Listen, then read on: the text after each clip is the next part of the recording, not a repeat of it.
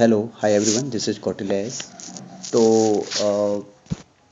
Mughal period start होने से पहले हम इसके कुछ रिसोर्स देख लेते हैं, मुग़ल कालीन इतिहास के स्रोत, जिससे हमें मुग़ल काल के बारे में पता चलता है, जिससे हमें मुग़ल काल के इतिहास लिखने में मदद मिलती है।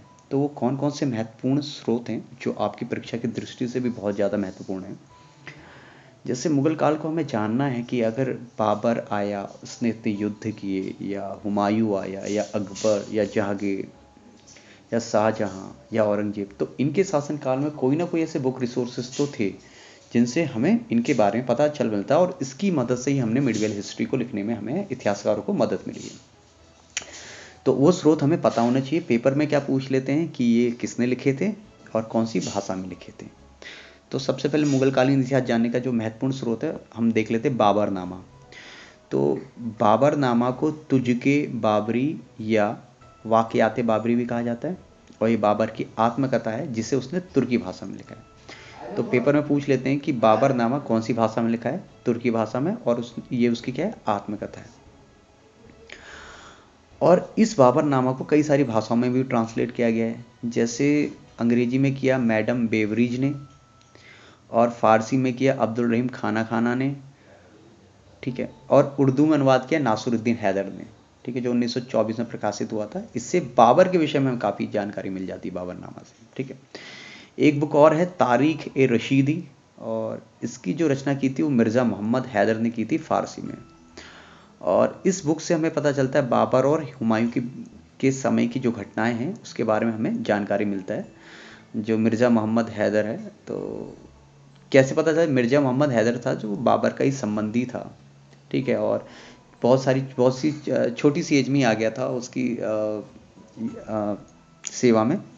और उसी समय इसने इस तत्कालीन घटना को अपनी आंखों से देख के तारीख रशीदी में लिखा, और उसको 2 पार्ट में लिखा, ठीक है। एक घटना तो इसने 1527 से 1533 के बीच में लिखी, जिसमें बाबर और हुमायूं की घटना का उल्लेख किया गया, और दूसरा भाग जो है 1541 तक, ठीक है। तो 2 भाग में लिखा था तारीखी रशीदी, मिर्ज़ा मोहम्मद हैदर ने फारसी में। एक बुक मिलती है हमें हुमायूं नामा। तो हुमायूं नामा किसने लिखी, तो बादशाह अकबर था, तो उसके आग्रह पर जो बाबर की पुत्री थी, यानी कि हुमायूं की बहन थी, जिसका नाम था गुलबदन बेगम, उसने हुमायूं नामा लिखी, और हुमायूं के जीवन की सफलता, विजय, पराजय और कठिनाइयों का वर्णन किया है उसने। और उसने उस किताब में, हुमायूं नामा में, हुमायूं और उसका भाई है कामरान, उसके मध्य युद्ध का भी वर्णन किया है। तो पेपर में क्या पूछ लेता है, पेपर में पूछता है कि हुमायूं नामा की रचना किसने की है, तो गुलबदन बेगम में। कौन थी, बाबर की बेटी और हुमायूं की बहन। किसके कहने पे लिखी इसने, अकबर के कहने पे। अगली बुक है तज़किरात उल वाक़ियात। तो इसकी रचना की है जौहर आफ्ताबजी ने, और अकबर के कहने पे इसने फारसी भाषा में इस बुक को लिखा है आफ्ताबजी ने। और इसने ये हुमायूं की सेवा में रहा था, और जो हुमायूं के सैनिक अभियान थे उसमें भी इनके साथ रहा था। तो इस कारण से हुमायूं के विषय में जानकारी के लिए ग्रंथ काफ़ी प्रमाणिक स्रोत माना जाता है, तज़किरात उल वाक़ियात, जौहर आफ्ताबजी ने जो लिखी है फारसी भाषा में। अगली है तारीख ए दौलत ए शेर शाही, और इस ग्रंथ की रचना की हसन अली खान ने फारसी में। तो ये शेर शाह के व्यक्तित्व, जीवन और शासन के बारे में उपयोगी सामग्री को बताता है। एक बुक का नाम है तारीख ए शेर शाही, बहुत इंपॉर्टेंट है, पेपरों में पूछा जाता है कि तारीख ए शेर शाही किसने लिखी है। तो अकबर के आदेश पर इस ग्रंथ की फारसी भाषा में लिखा है अब्बास खां सरवानी ने। किसने लिखी तारीख ए शेर शाही, अब्बास खां सरवानी ने। और इस ग्रंथ से क्या पता चलता है, शेर शाह के जीवन चरित्र, शासन प्रबंध के बारे में हमें पता चलता है। एक बुक और है वाक़ियात ए मुस्ताकी, और ये किसने लिखी है, शेख रिज़ाकुल्ला मुस्ताकी ने, फारसी भाषा में। और ये लोदी और सूर काल के जो टाइम था, जो बहलुल लोदी है ना, और अकबर के टाइम के जो बीच का जो समय है, उसके बारे में इस बुक से हमें पता चलता है। वाक़ियात ए मुस्ताकी लिखा किसने, रिज़ाकुल्ला मुस्ताकी ने।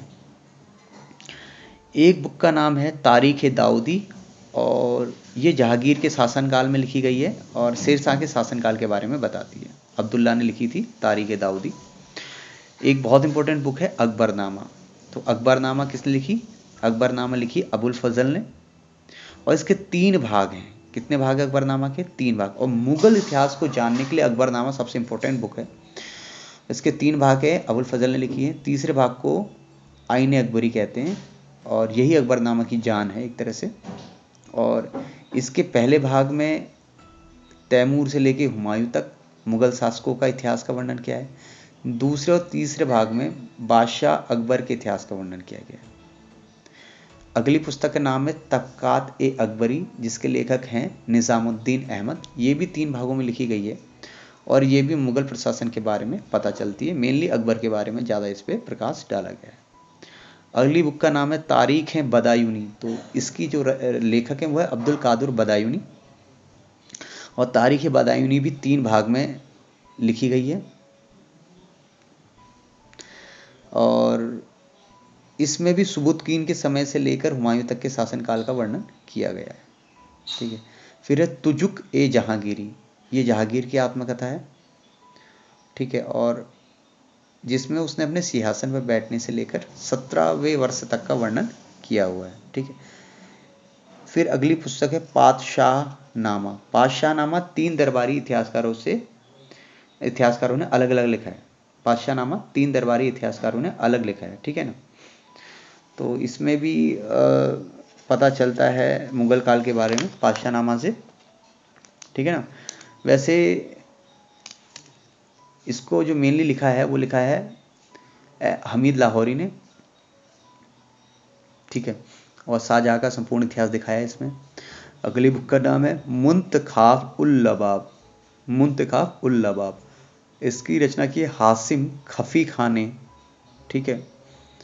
और इस ग्रंथ में उसने मुगल काल के इतिहास को बाबर के आक्रमण से लेकर उत्तरकालीन मुगल बादशाह मोहम्मद शाह के प्रथम 15 वर्ष तक के जो जितना भी वर्णन है इस बुक में हमें वर्णन मिल जाता है। मुंतखाब उल लबाब का जो खफी खान ने लिखी है, इम्पोर्टेंट है।